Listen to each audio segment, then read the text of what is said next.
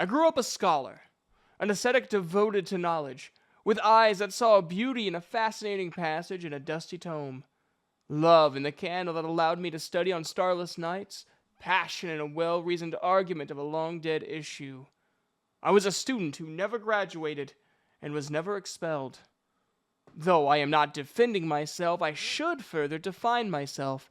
I am not what you call a prude. In fact, I could speak of subjects in a detached way that would make most debauched strumpet and skyhawk blush with discovered modesty. I wrote an essay on the House of Dibella, as a scholar should, analyzing the cult of beauty and physical relations as one might study crop rotation or the digestive system of an orc. The acquaintances of mine who were inclined to wink and giggle I tolerated, but barely. With all that said, the reader will understand that when I decided to study the language of the nymphs in order to study their character and culture, it was not a decision I made on account of prurience or lust. Scholars have historically neglected the nymph as a subject worthy of research, and this neglect I attribute to prejudice.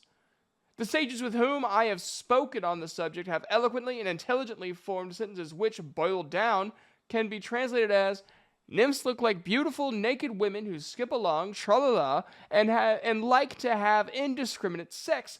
What could they have to say that would be of any interest? So here I was faced with the most daunting of projects.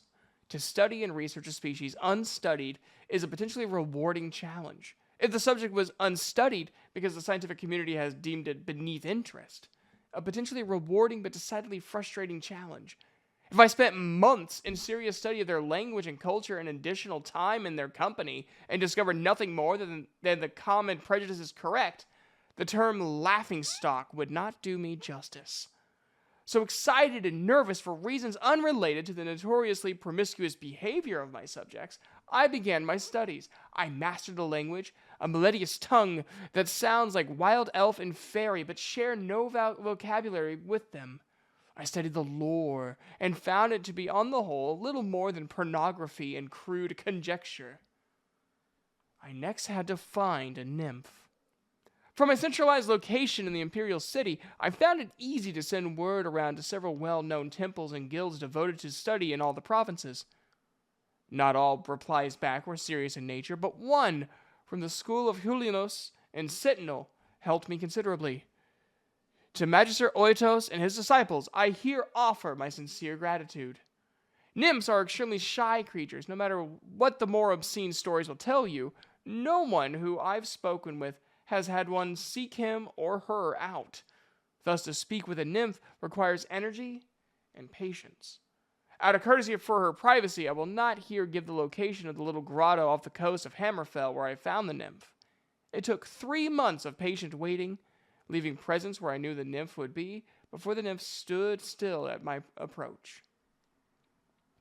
I remember I was carrying a bouquet of purple and white tellias,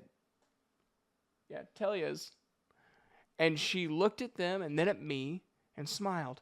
The effect of her smile was truly magical, I'm convinced.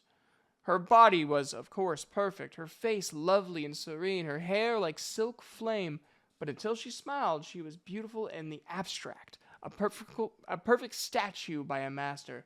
The smile made her approachable and thus terrifying. "For you," I said, attempting my first utterance of nymph to a real nymph. Her smile grew into a grin, which became a giggle, then a laugh. The reader has doubtless heard of the silver laughter of the elves. The nymph's laugh is earthy and spontaneous and very suggestive. "And what do you want from me in return, mortal?" she asked. There is no, known word in the nymph language for scholar. I'm a man who likes to learn things. I want to learn things about you. And I did. Nymphs are the wisest, most wonderful creatures in Tamriel. My nymph, her name was Aelia, a poor phonetic transcription of a word that sounds more like a light wind blowing through a small crack in a hollow chamber. And she knows more about the behavior and varieties of the deep woodland creatures than the greatest wood elf scholar I ever met. She taught me of flowers and ghosts and creatures too fast and timid to have ever been seen by man. Aelia taught me how to learn for the very first time, how to open my mind to all the possibilities of life, and how to use that knowledge, not just to hold in my cramped brain like a dragon's hoard. If you ever meet a nymph, speak to her. Editor's note: the writer Vontamberes is no longer a scholar at the Imperial University. He deposited this manuscript and disappeared from the civilized world. His current whereabouts are unknown.